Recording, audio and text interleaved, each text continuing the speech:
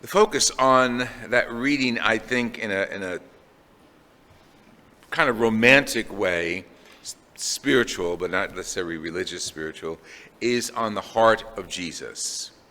And I think when we say we love somebody, we usually give them our hearts, okay? We don't obviously take it out of our bodies to give it to them. But giving someone our hearts, loving someone, takes us inside ourselves and evaluating who the person is, the object of our desire, our love and desire, and then we do what's best for that person, okay? We give to that person. Sometimes, especially as a marriage counselor, I see this a lot. He doesn't give me what I want. She doesn't give me what I want. And I sometimes have to interrupt my clients and say, wait a minute, you loved her, you loved him because the attraction you had for him and vice versa. And what are you doing to express that love? What are you doing to show him or her that you love them? Well, I want, forget what I want. You know, it's what are you doing? And that's very important because love wants the best for the other person. And it's selfless. That's love. That's what love is all about. God is love, and we got the great example of Jesus giving himself to us completely and not asking for anything back but to love one another in turn.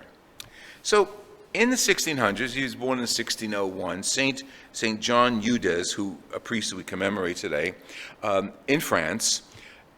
He was part of various religious orders. He founded one and left one and founded another one. But the focus of his ministry was to express the love of the hearts of Mary and Jesus to his people. He was a great preacher. He was very well known. He lived during the time of Richelieu, Cardinal Richelieu, in the 1600s. And this is an example of the kind of person he was.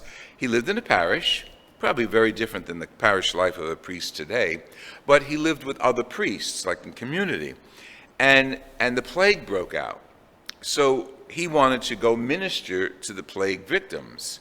This is pre-COVID and pre-vaccination and pre-antibiotics, so you can imagine what a mess that section of France was then. So in order to minister to them, he had the realization, as anyone with a brain realizes, that he could, one, catch the virus from the plague, and two, he could bring it back to the community.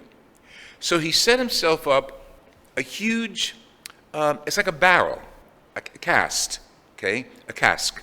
It's if you go to some of the great wineries, you'll see them big wine barrels in which they make the wine and so on.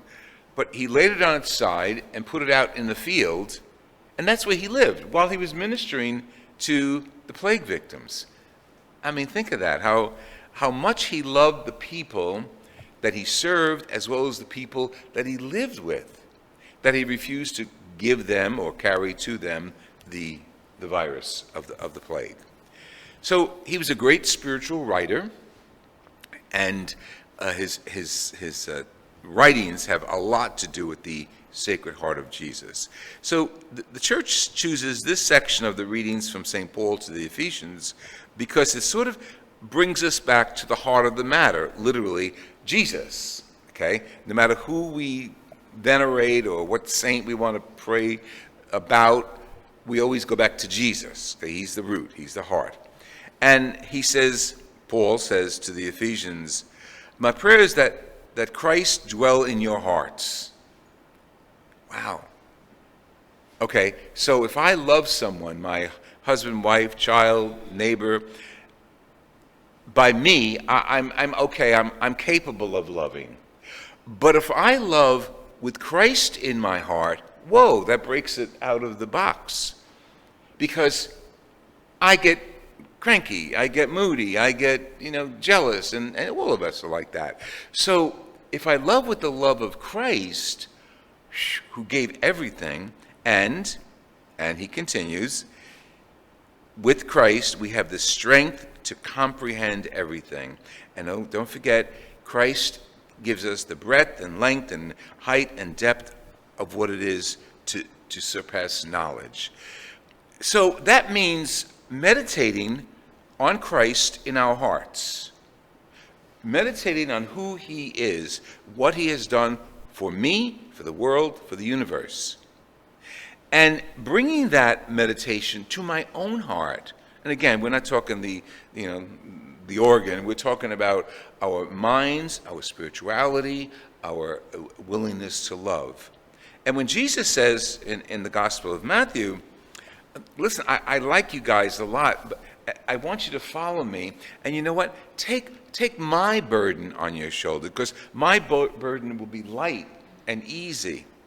And come after me, all of you who are burdened, and you'll find rest in me, because I'm meek and humble of heart. So, by meditating on Christ, and under the title of Sacred Heart, and Mary, Immaculate Heart we call her, we can really get a greater insight to the depths to which we are invited to live as human beings. If I bring Christ more and more into my heart and love, and I'll say you, whoever you are, my family, my friends, my neighbors, the stranger, the poor, if I love them with the love of Christ in my heart, it's less me, more Christ. And the burden of loving will not be a burden. It will be a blessing. Because not only am I willing the good for the other person, but by doing that, I'm receiving God's grace. I'm nurturing myself. You give and you get back. Those of us who do it, and I'm sure all of you do it, to a degree, you know what I mean. When I love, I get back. If I love selfishly, I get nothing. If I love to get something, I get nothing. But if I love just for the sake of the other person, and I don't care if that person is God, my child, my spouse, the neighbor, if I love him or her for their sake and bring Christ into that love, it's overwhelming how much I get back.